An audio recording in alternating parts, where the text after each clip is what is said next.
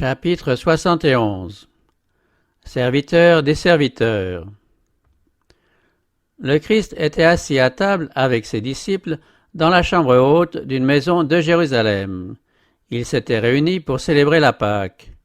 Le Sauveur désirait être seul avec les 12 pour cette fête. Il savait que son heure était venue. Véritable agneau pascal, il allait être offert en sacrifice le jour de la Pâque. Il était sur le point de vider la coupe de la colère. Il allait bientôt recevoir le baptême final de la souffrance. Mais il lui restait quelques heures paisibles qu'il voulait employer pour le bien de ses chers disciples. La vie entière du Christ avait été un service désintéressé. Non pour être servi, mais pour servir. Voilà la leçon qui s'était dégagée de chacun de ses actes. Cependant, les disciples n'avaient pas encore appris cette leçon. C'est pourquoi Jésus répéta cet enseignement à l'occasion du dernier souper de Pâques, en l'illustrant de manière à laisser une impression indélébile dans les esprits et dans les cœurs.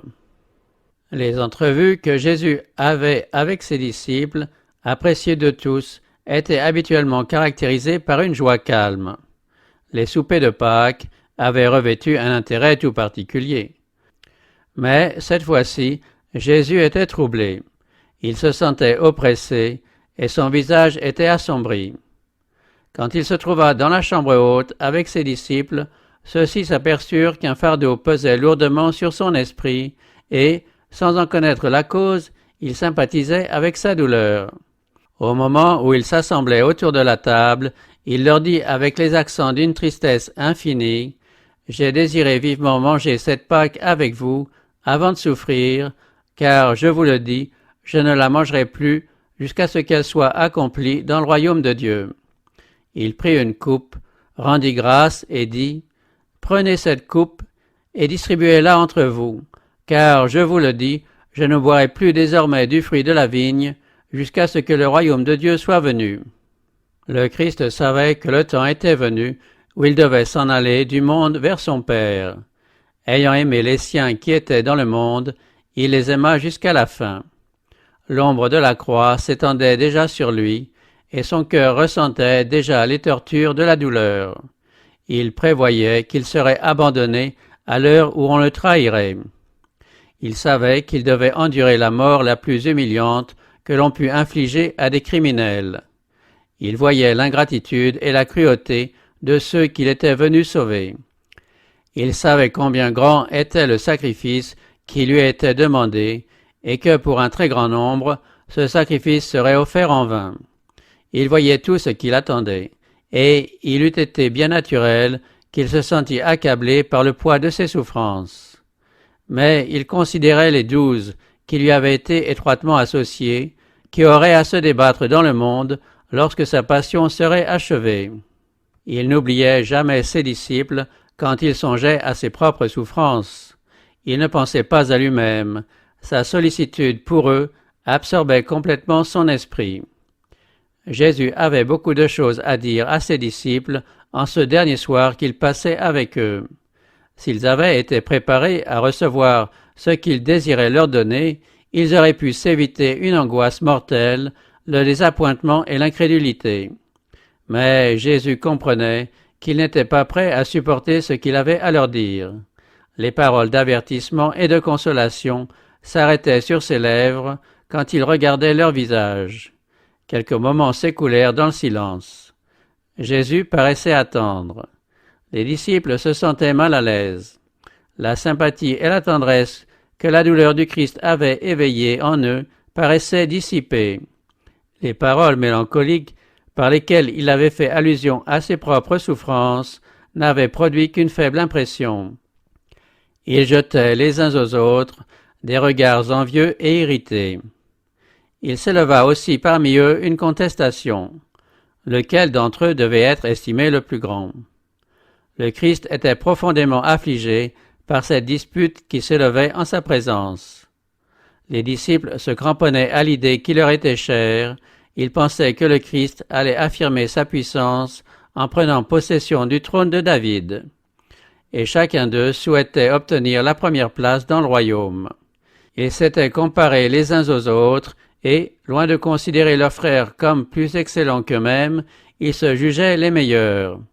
En sollicitant l'honneur d'être assis l'un à la droite et l'autre à la gauche du trône de Christ, Jacques et Jean avaient provoqué l'indignation des autres disciples. Un sentiment de haine risquait de se glisser dans le cœur des 10 quand ils pensaient que les deux frères avaient osé réclamer les premières places. Ils avaient le sentiment qu'on les méconnaissait et qu'on n'appréciait pas suffisamment leur fidélité et leur talent. C'est Judas qui se montrait le plus sévère à l'égard de Jacques et de Jean. Le cœur rempli de ressentiment, les disciples étaient entrés dans la salle du souper. Judas s'empara de la place qui se trouvait à la gauche du Christ, Jean se trouvait à droite. Judas était bien décidé à obtenir la première place, immédiatement après celle du Christ, et Judas était un traître. Un autre sujet de dispute avait surgi. Lors d'une fête, un serviteur était habituellement chargé de laver les pieds des hôtes, et des préparatifs avaient été faits en vue de ce service. La cruche, le bassin, le linge étaient là, prêts pour le lavement des pieds. Aucun serviteur n'étant présent, c'eût été aux disciples de se charger de ce soin. Mais aucun d'eux n'était assez humble pour assumer le rôle d'un serviteur. Tous se montrèrent parfaitement indifférents, comme s'ils n'avaient rien à faire. Par un silence obstiné, ils refusaient de s'humilier. Comment le Christ pourrait-il empêcher Satan d'obtenir sur eux une complète victoire? Comment pourrait-il leur faire comprendre que le simple titre de disciple ne suffisait pas pour faire d'eux de vrais disciples et pour leur assurer une place dans son royaume? Comment pourrait-il leur montrer que la vraie grandeur consiste en un service d'amour, en une véritable humilité? Comment réussirait-il à faire naître l'amour dans leur cœur et à les rendre capables de comprendre ce qu'il désirait si ardemment leur dire? Les disciples ne manifestaient aucun désir de se rendre un service mutuel. Jésus attendit un instant pour voir ce qu'il ferait. Ensuite, il se leva de table, lui, le maître divin. Après s'être dépouillé du vêtement de dessus qui eût gêné ses mouvements, il se ceignit d'un linge. Les disciples, dont la curiosité était éveillée, regardaient en silence. Ensuite, il versa de l'eau dans un bassin et se mit à laver les pieds des disciples et à les essuyer avec le linge qu'il avait comme ceinture. Alors leurs yeux s'ouvrirent. Leurs cœurs se remplirent de honte et d'humiliation.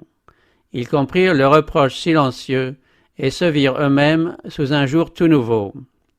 C'est ainsi que le Christ témoigna son amour envers ses disciples.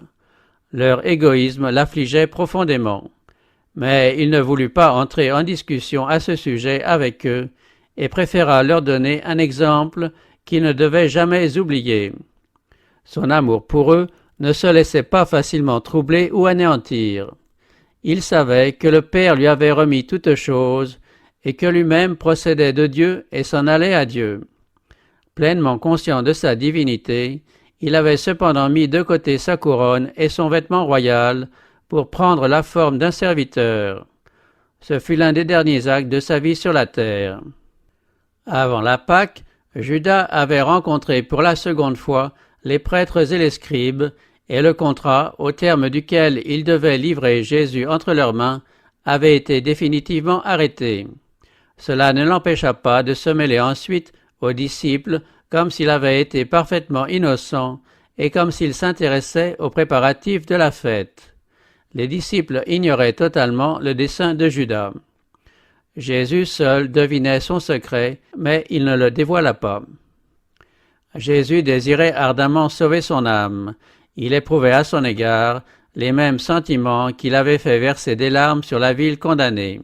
« Comment puis-je t'abandonner à ton sort » disait-il en son cœur. Judas ressentait la puissance contraignante de cet amour. Au moment où les mains du Sauveur lavaient ses pieds souillés et les essuyaient avec le linge, un frémissement parcourut le cœur de Judas, qui éprouva le besoin de confesser sa faute en ce moment même. Mais il ne voulait pas s'humilier. Il endurcit son cœur pour ne point se repentir. Ses anciens penchants, un instant refoulés, reprirent le dessus. Judas se scandalisa de ce que le Christ lavait les pieds des disciples. Si Jésus pouvait ainsi s'humilier, pensait-il, c'est qu'il n'était pas le roi d'Israël. Tout espoir d'honneur terrestre dans un royaume temporel s'évanouissait. Judas voyait qu'il n'avait rien à gagner en suivant le Christ. Il lui semblait que Jésus se dégradait et il se trouvait confirmé dans son dessein de le désavouer et de reconnaître qu'il s'était trompé. Un démon s'était emparé de lui inspirant la résolution d'exécuter l'engagement qu'il avait pris de livrer son maître. Judas, ayant essayé d'occuper la première place en se mettant à table, se trouva donc être servi le premier par le Christ qui avait pris l'attitude d'un serviteur.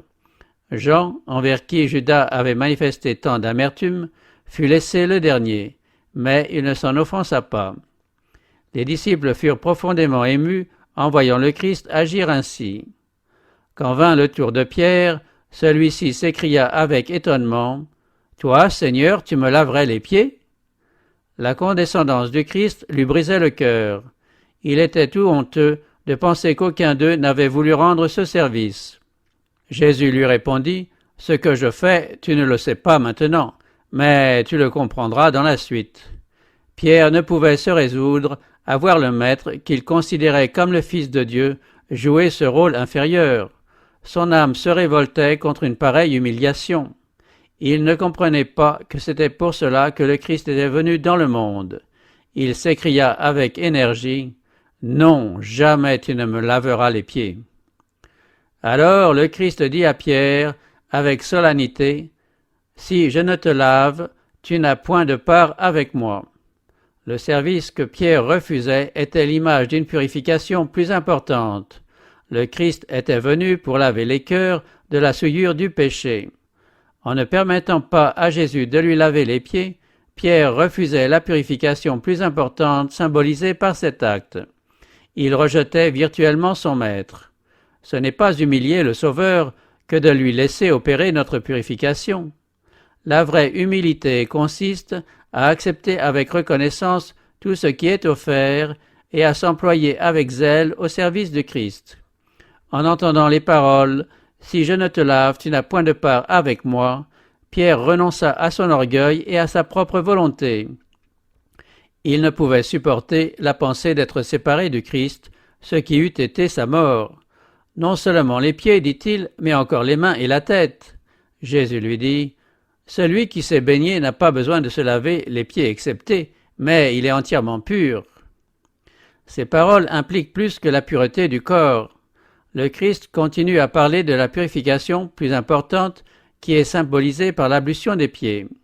Celui qui sortait du bain était propre, mais les pieds chaussés de sandales ne tardaient pas à se recouvrir de poussière, ce qui nécessitait une ablution. Pierre et ses frères avaient été lavés à la grande source ouverte pour nettoyer du péché et de l'impureté. Le Christ les reconnaissait comme les siens.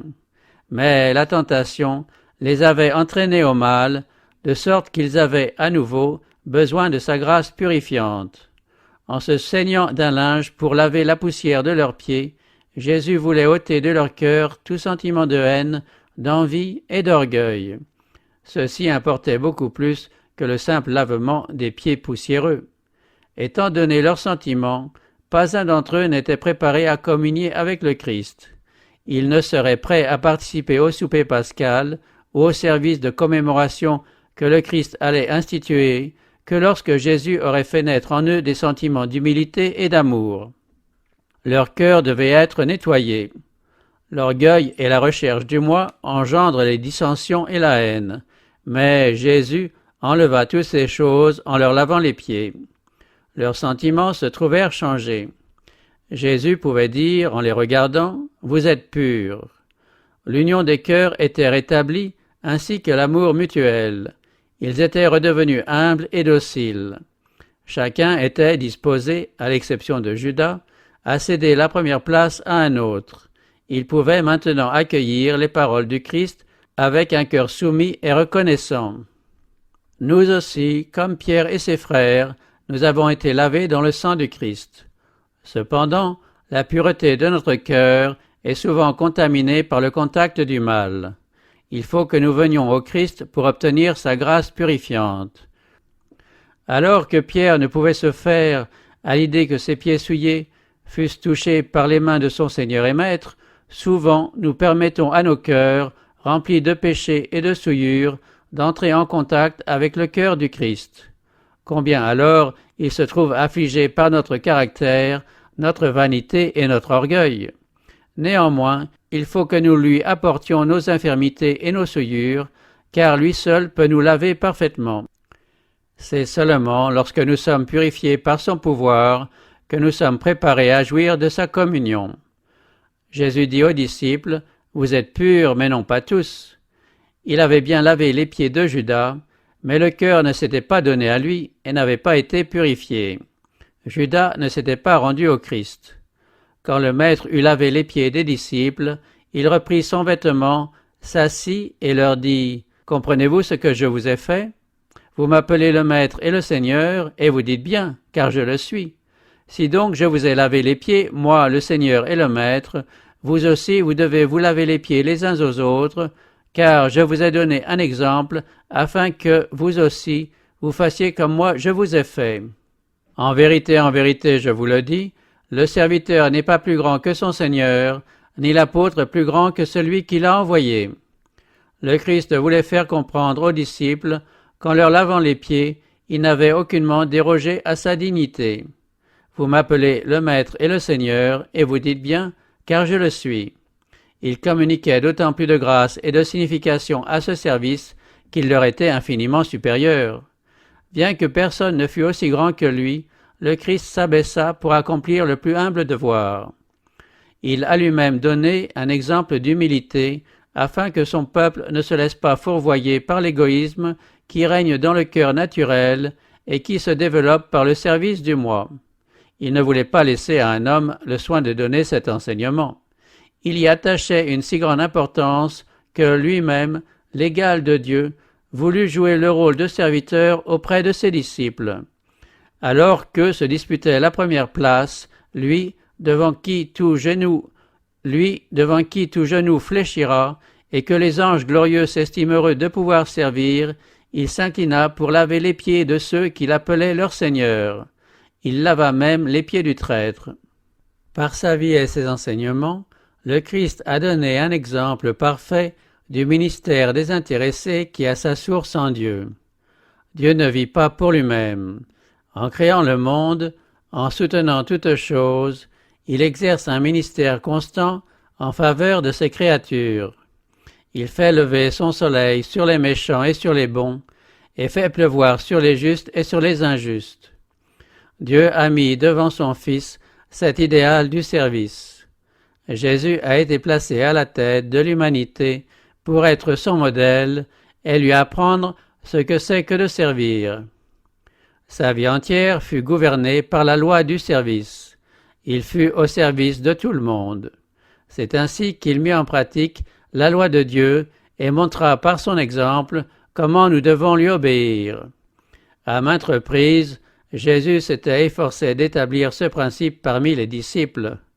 Quand Jacques et Jean avaient sollicité la prééminence, il leur avait dit « Quiconque veut être grand parmi vous, qu'il soit votre serviteur. » Dans son royaume, il n'y a point de place pour le privilège et la suprématie. On n'y reconnaît qu'une grandeur, celle de l'humilité. La seule distinction consiste à se dévouer au service d'autrui. Après avoir lavé les pieds des disciples, il leur dit « Je vous ai donné un exemple, afin que vous aussi, vous fassiez comme moi je vous ai fait. » Par ces paroles, le Christ ne s'est pas contenté de recommander l'hospitalité.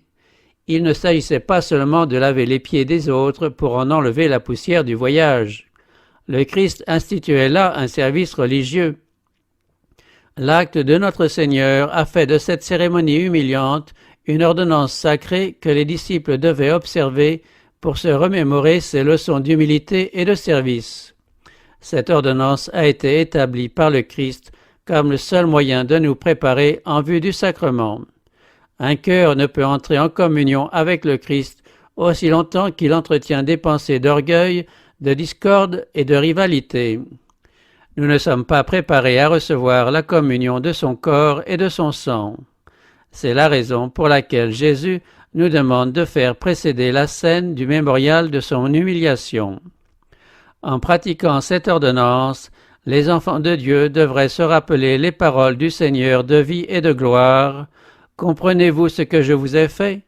Vous m'appelez le Maître et le Seigneur, et vous dites bien, car je le suis. Si donc je vous ai lavé les pieds, moi le Seigneur et le Maître, vous aussi vous devez vous laver les pieds les uns aux autres, car je vous ai donné un exemple, afin que, vous aussi, vous fassiez comme moi je vous ai fait. En vérité, je vous le dis, le serviteur n'est pas plus grand que son Seigneur, ni l'apôtre plus grand que celui qui l'a envoyé. Si vous savez cela, vous êtes heureux, pourvu que vous le fassiez. L'homme a une tendance à se considérer comme plus excellent que son frère, à travailler pour soi, à rechercher la première place.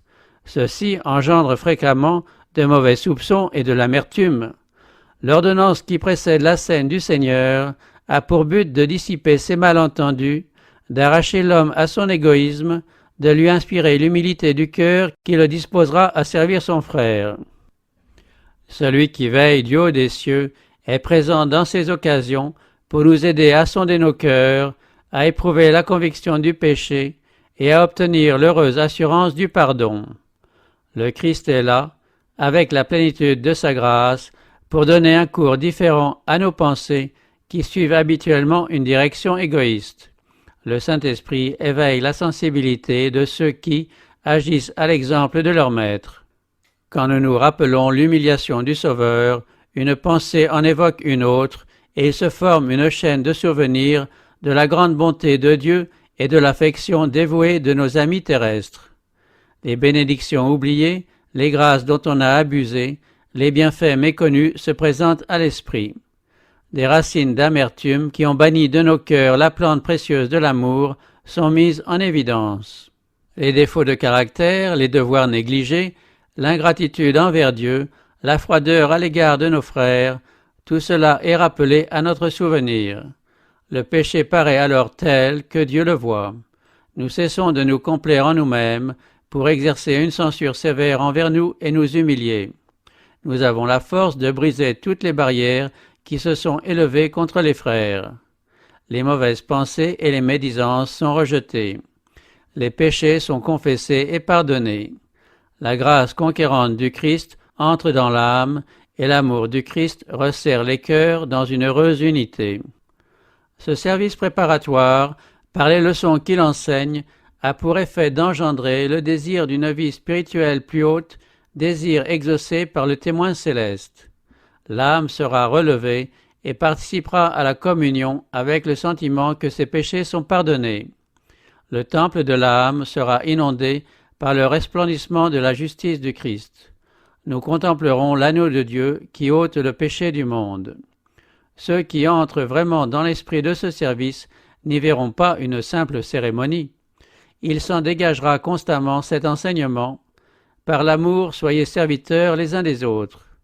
En lavant les pieds des disciples, le Christ a prouvé qu'il était prêt à offrir même les services les plus humbles, afin de les rendre participants avec lui de l'éternelle richesse du trésor céleste. En se conformant au même rite, les disciples prennent l'engagement de servir leurs frères de la même manière. Chaque fois que cette ordonnance est célébrée convenablement, les enfants de Dieu contractent une relation sacrée les uns avec les autres pour s'entraider et se faire du bien mutuellement. Ils promettent solennellement de consacrer leur vie à un ministère désintéressé, non seulement les uns pour les autres, mais aussi dans le vaste champ d'activité qui a été celui du Maître. Le monde est rempli de personnes ayant besoin de notre ministère. De tous côtés, il y a des pauvres, des nécessiteux, des ignorants. Ceux qui ont communié avec le Christ dans la chambre haute en sortiront pour servir comme il a servi. Jésus, qui était servi de tous, vint pour se mettre au service de tous.